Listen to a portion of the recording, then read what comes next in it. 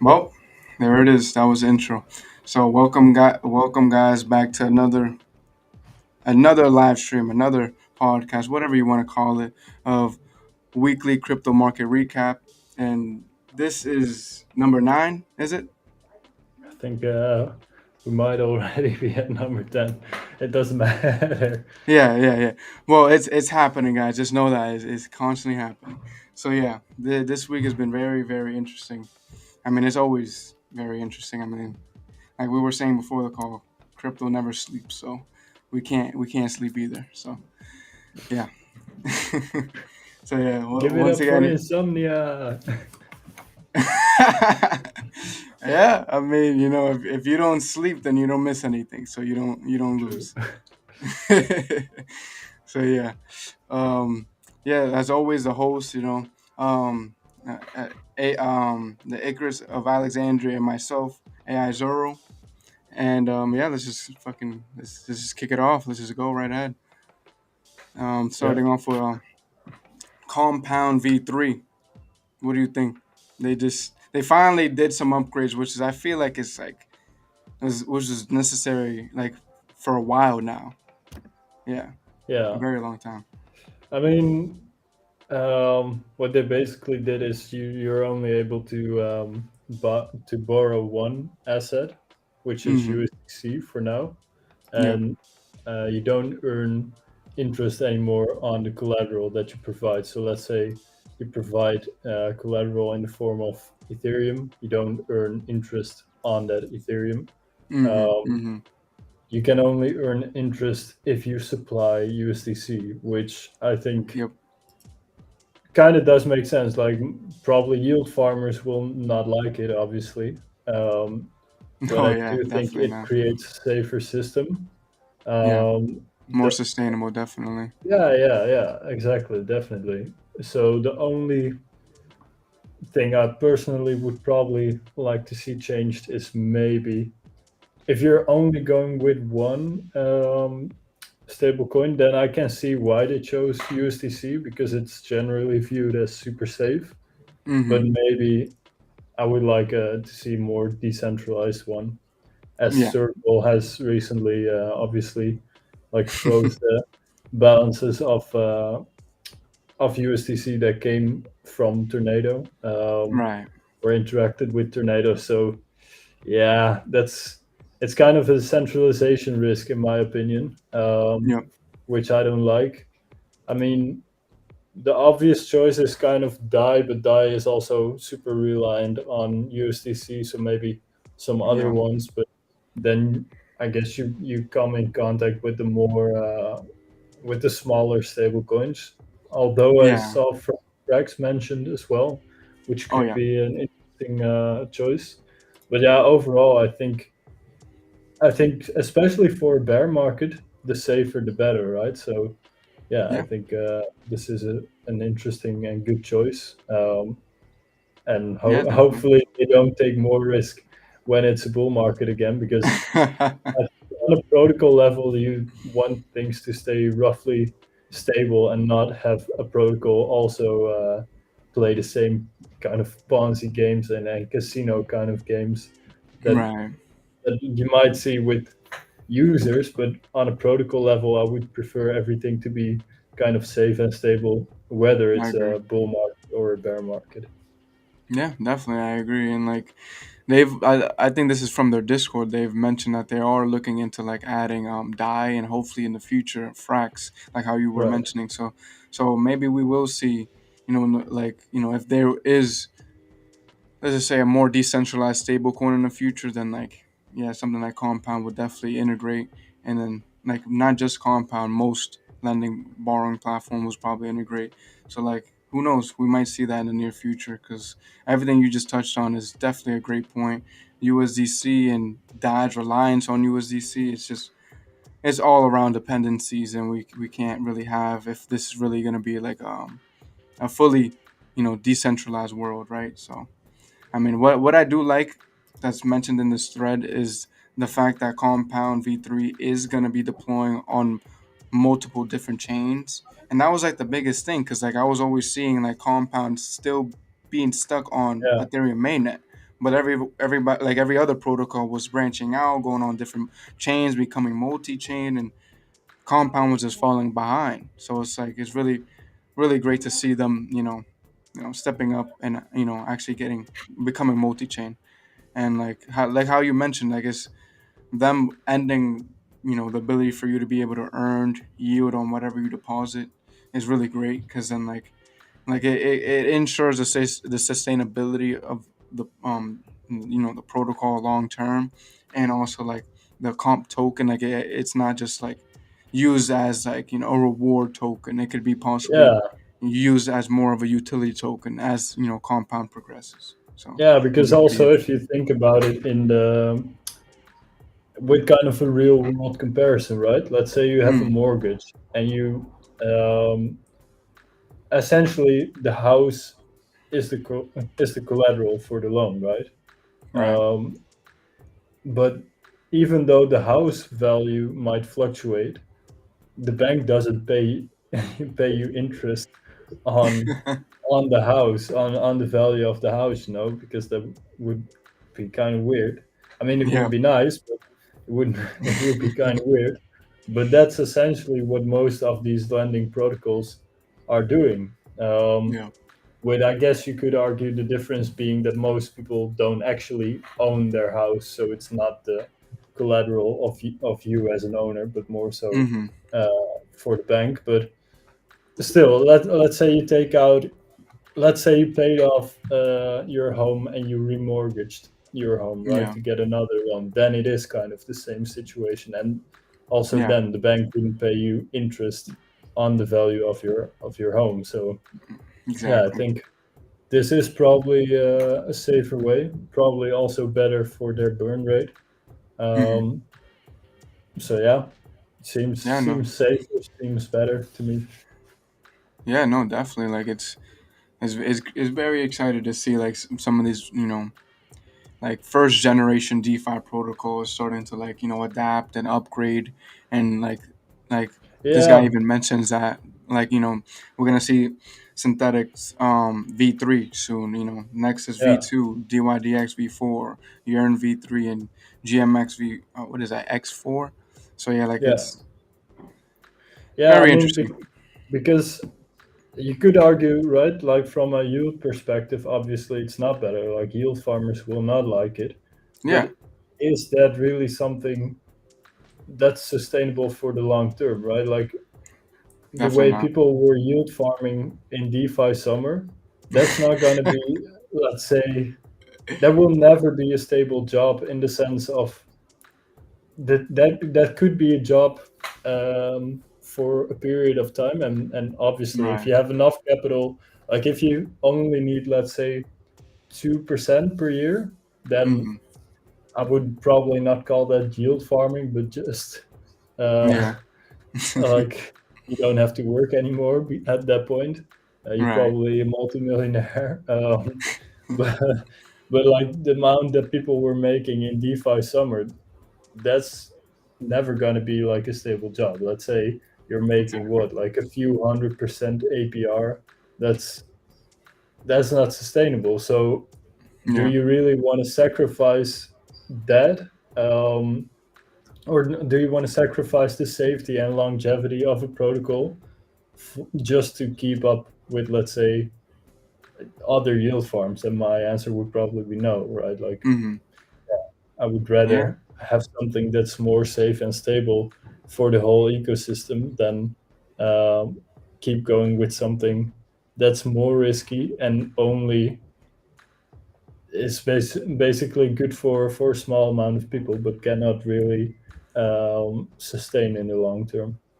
Yeah, I agree, and like I see, as we progress and as the ecosystem grows more and more, like yeah, that's definitely gonna be like a lot more people are gonna take that same approach, and even users are gonna have like they're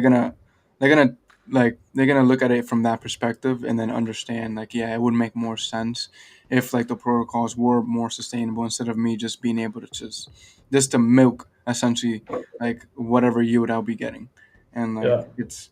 I mean, look at Yearn for example. When it first launched, like if you was like on top of it, like you could have got the opportunity to like you'd farm a bunch of like Oh yeah, Wi-Fi tokens, and then like yeah, yeah, so like I mean like there's a difference from like a protocol that's just offering unsustainable yields like from the start and just ongoing from another protocol that's just starting out, and then like because you're very very early you could take advantage of these like huge like yields, but like obviously over time like the yield will like diminish.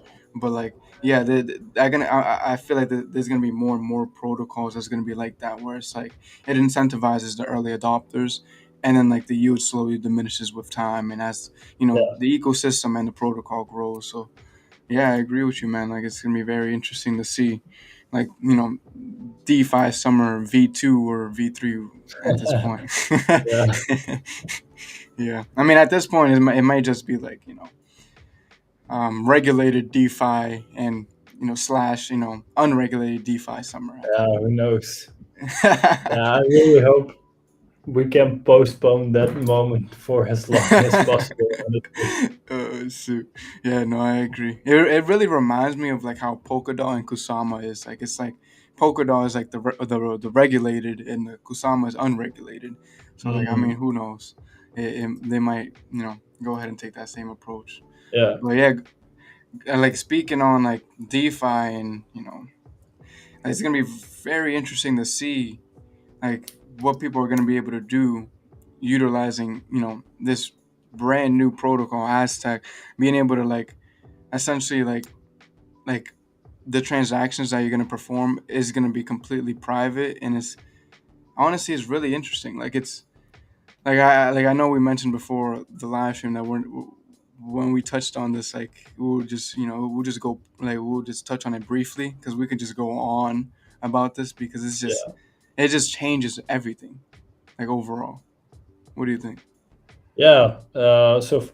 And as far as I understand it, it's basically like a sort of abstraction layer in terms of privacy for using Mm-hmm. Ethereum, Yeah. because you just transact from, um, let's say, within Aztec, but with you transact with or interact with um, Yep.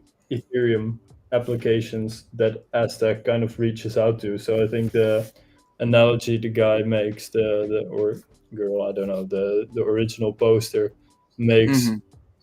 of like it's a sort of Ethereum VPN. I think that is a Yeah. fairly good analogy.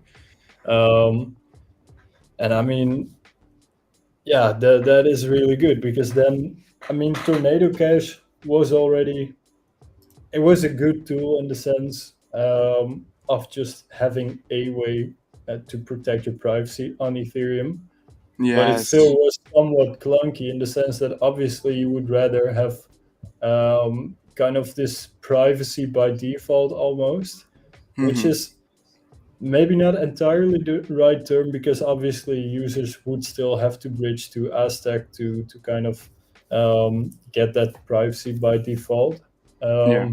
But it's already better than a system like Tornado Cash where it's just like, yeah, pretty much all your transactions are still open, or open to the public, I should say. But then you Mm-hmm. can basically say at one point, all right, yeah, I'll transfer the entire balance to another address, Mm-hmm. or it doesn't obviously have to be the entire balance, but um, let's say you wanted to start from scratch, right? And you could do that through a centralized exchange, but let's Yeah. say you, for whatever reason, don't want that, you could send your entire balance to Tornado Cash and then cash out on a new address.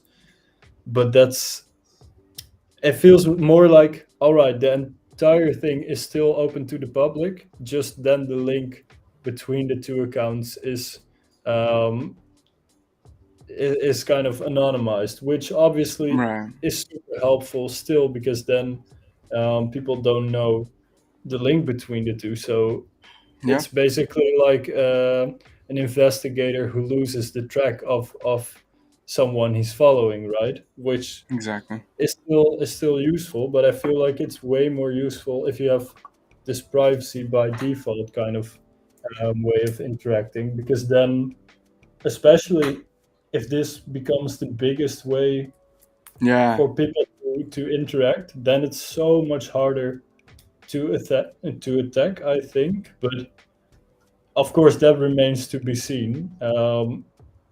And I think just in general, not talking about Aztec specifically right now, but I think in general, kind of the battle now, I would say, is just trying to build kind of the majority of blockchains in a way where you can transact anonymously by default, Right. and then focus on different issues like scaling. Because it feels like if we don't do this now, if regulation comes into place that kind of prevents people from building or scaling like um, anonymous blockchains, then it Right. will probably be too late. Like if you look at the measures that were taken after 9/11, for example, Yeah. um, whether you think those measures were justified or not doesn't really matter for my argument. My argument would be that after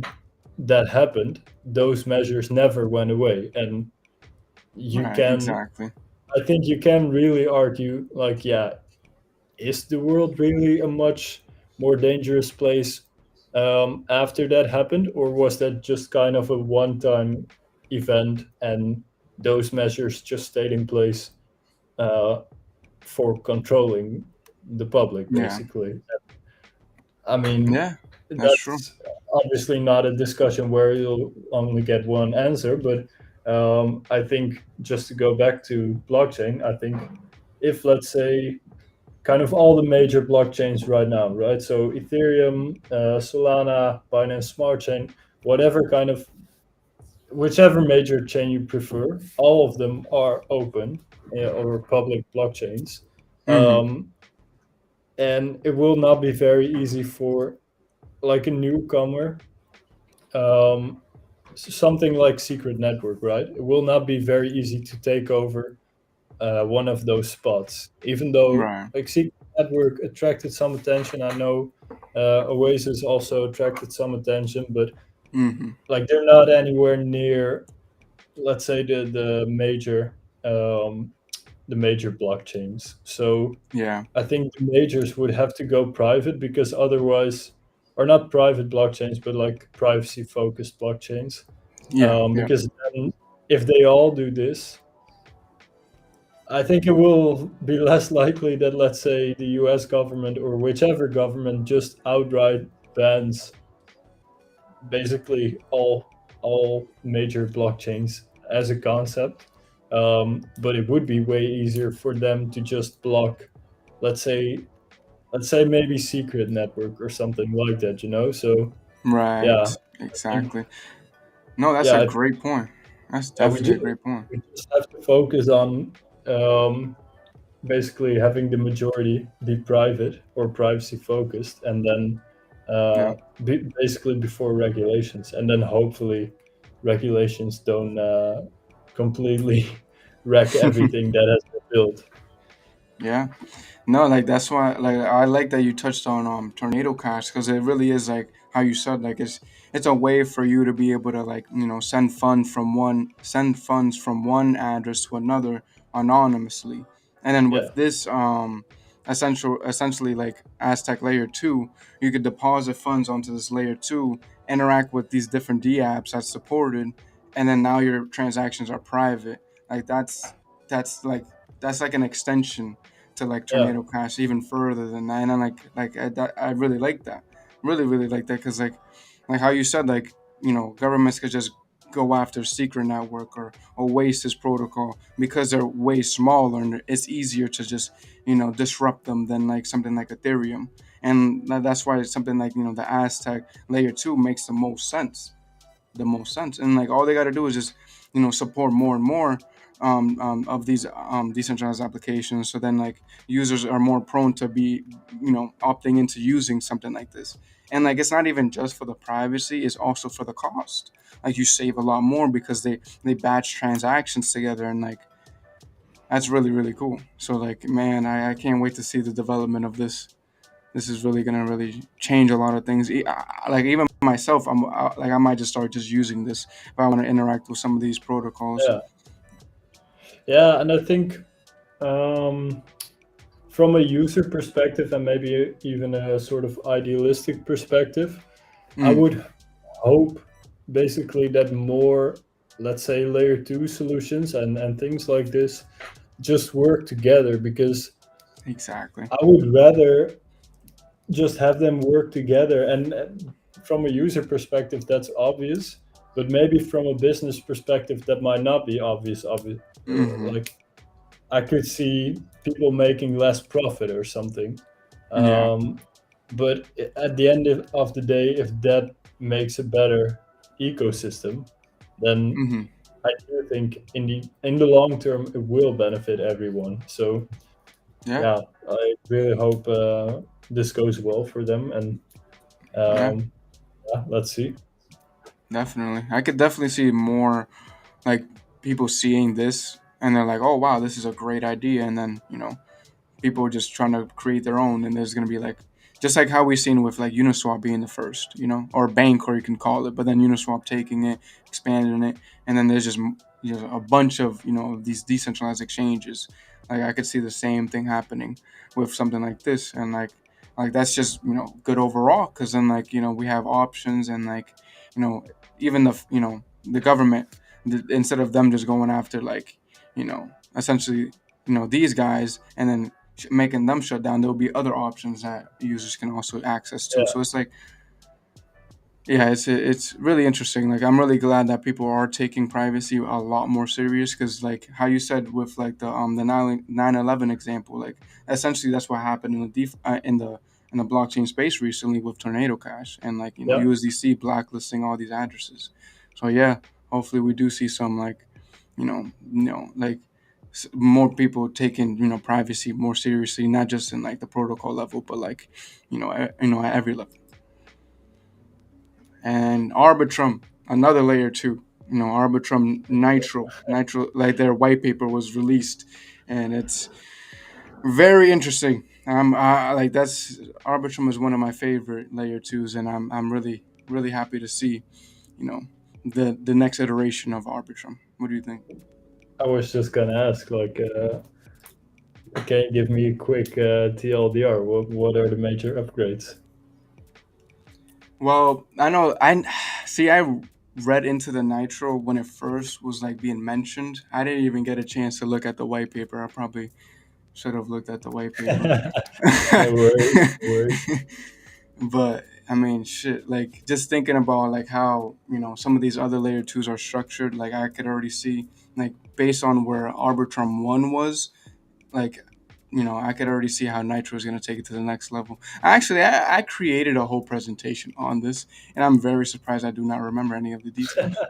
No worries. I do think the throughput would be bigger, because Right, like I batching transactions and all that. Yeah, that's true. That's true. yeah, because I think it was somewhere around the first week of July. I think they were Mm, doing that Arbitrum Odyssey, I think, and then basically there were so many people participating in that, just to hope in the hopes of getting like an airdrop, mm-hmm. that Yep. they pretty much crashed the whole network. Oh, really? And they were saying like, yeah, we'll resume Odyssey after we've released Nitro, because then it should be able to handle like the bigger loads. Yeah. um, Hey, that makes so sense. yeah, I think it's mainly to do with scaling, but again, Yeah. like that's why I was asking. I thought maybe more. Yeah, no, we definitely gotta look into it some more whenever we got some time. But like, yeah, no, I'm just excited about like just seeing this release. Like, I mean, hopefully I mean, I'm not saying like, oh yeah, I want this airdrop. I just want to see I what, am saying I want the airdrop. yeah, low key. But like, I also want to see how they go about like, integrating the token alongside how like, Yeah, the whole layer two would work. Like, I want to see the yeah. utility of the token, because like, I mean, Optimism's token is like, honestly, is really just useless at this point. So like, I would yeah, love to see what they can do about it. Yeah, I mean, I completely agree. I still pretty much stand by like the thesis of, if it doesn't really need a token, don't release a token. Exactly. Because there are just so many projects that where it's like token not needed. And I know that that's kind of a bit of a meme, but for a lot of things that is completely true. I mean, Yeah. yeah, if you go on the front page of CoinGecko, I mean, you can probably already see so many things that really don't need a token. I mean, I agree. yeah, Like, like like even okay, some of these. Yeah. obviously Dogecoin is like a meme coin, so that's there. The purpose of the coin is just basically itself, which is kind of a Yeah. self-referential thing, which is kind of funny. Um, but yeah, Didn't they there are release so like a Doge chain recently? yeah, I'm not yeah, sure yeah. if they were like connected or somewhere, but like it's I mean, I so read funny. that there was this one guy who was, I think he bet on like over 100, maybe like 150 meme coins. Um, that launched on Doge chain, and Oh man. literally all of them rocked. Like Like, what do you expect? yeah, Like but it was he was thinking like, okay, which to be fair is a pretty good strategy, to think like, yeah, okay, maybe one of these will make me rich, right? mm, Because I would say in general, I think it's a fairly good strategy to kind of bet on some meme coins. Maybe not a yeah, lot, but just, if let's say if you have a big portfolio, maybe just 5%, and then yeah, if your portfolio allows it, just have a little bit in each and see how well that does, and maybe like 90% will fail, but one does 100x, and then you still make up for all the losses, right? But this person just bought exactly.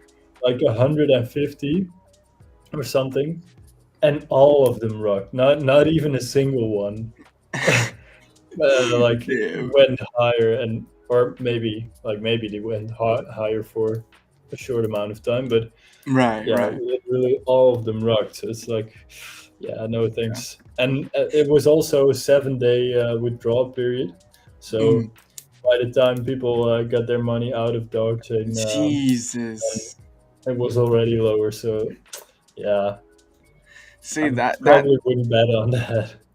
yeah, definitely not. See, this is why, even though like we don't know the like full details of like Arbitrum Nitro and everything like that. Just seeing the development and seeing something like this, like being launched and everything, like it already gives me confidence. Like hearing about like something like Doge Chain doesn't give me confidence. Like, I already know it's gonna be just a bunch of Yeah, meme coins, and like there's not gonna be any serious protocols that's gonna be built on that chain. But something like Arbitrum, especially the latest iteration, like with Nitro, I can definitely see some very very serious projects being built on there, and that's what honestly gets me excited. So yeah, yeah, dude, man, it's really interesting to see. And yeah, I mean, we talked about Tornado Cash with like Aztec's layer 2, and USDC, blacklisting addresses, and then Tether's over here not they're not doing anything about that. They're not blacklisting any addresses at all. And I mean, that's kind of interesting. What do you think? yeah. I mean, it's kind of the hero we needed, but we didn't know we needed, I guess. Like, More like um, an anti-hero, but yeah. yeah, I mean, I'm probably Uh, not the first person to hold any money in Tether, although I yeah, do think like the Tether FUD is a bit overblown I agree. at times. Yeah, I would say so. But I mean, good for them. Yeah, like I would not. I would, if I were in their shoes, I would probably not want to freeze the money until I got like a legal document saying I should from whatever Right, government. exactly. Because at that point, of course, you need to do it. But Yeah, yeah, if and no one's required you to do it, then why yeah, go out of your way to do it, right? I mean, that's a lot. That's what a lot of these different protocols did. They Yeah. went out of their way and just to comply, and it's like a lot of Yep. people were like, "Are you serious?" Like it's yeah. So like yeah, you definitely touched on a great point right there. I mean, let's just see. Like they're right now supposedly awaiting law enforcement instructions, so Yeah. I hopefully mean, they could hold off for a lot longer. a lot of these protocols are not so DeFi after all. It seems because Yeah, they yeah, just basically folded at the first opportunity. yep. Literally. So yeah. And let's touch on the last point, which is really Yeah. great to end on, which is Coinbase essentially adding support for this wrapped staked ETH. Really great to see. That just shows they're allowing for users to not only stake their Ethereum but also have that as a liquid asset to be able to either take loans against or just trade in general. And then that's really exciting because like if some people are not aware of Lido or Rocket Pool, that this is definitely one of those options are geared towards like the beginners and it's more Yeah. user friendly. Yeah. I think honestly, I don't know if I necessarily like Coinbase doing it, but I do think that it's good that there's competition to Lido, Definitely, basically. So what I would like to see is do all major exchanges. Um, what I would like to see is see all major exchanges do this, right? Like it I would be agree. good. Would be good if Binance also came out with like basically a staked Ethereum derivative, and if FTX also did it, and Kraken, and Hmm. whatever Yep. kind of bigger exchange that you have, because then they all compete with each other, and that just leads to more decentralization. Yep. Although, again, that kind of comes back to what I think we touched upon in like previous episodes. Yeah, For some definitely. things, it is kind of a winner takes all market, in the sense that if you have integrations with DeFi protocols, um, then it is kind of hard to beat that network effect. So if, let's say, I think I agree. probably Aave has integrated with like staked ETH from Lido, right? Like ST ETH, Yep. um, and probably others as well.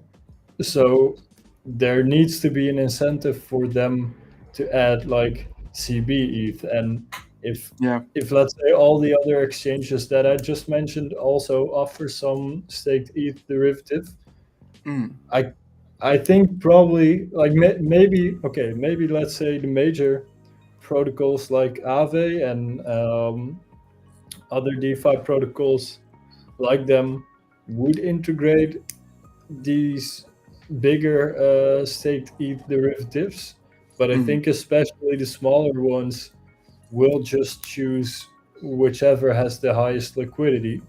Um, Yeah. and for now, I think that's pretty certain still, just ST Yeah. by Lido. So yeah, Yeah. let's see where this goes. Like I do think it is good from a decentralization perspective, especially Mm. like I said before, exchanges would offer this, or not Yeah. even per se an exchange, just any third party service. But Yeah. Literally. I do I do wonder if it is really going to take off, unless, let's say, like the major DeFi protocols also integrated. Yeah.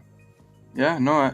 The way I like this because of what we were discussing previously, where like it was like there was a risk of Coinbase, let's just say complying with regulations or anything that the government may say about like centering transactions at a protocol level because they have access to large validators because it's just users funds essentially like this solves that problem because now like if a user has some ETH staked, now they could easily just sell this derivative, and now they're out of the system. Now Coinbase doesn't have access to be able to, like, you see what I'm saying?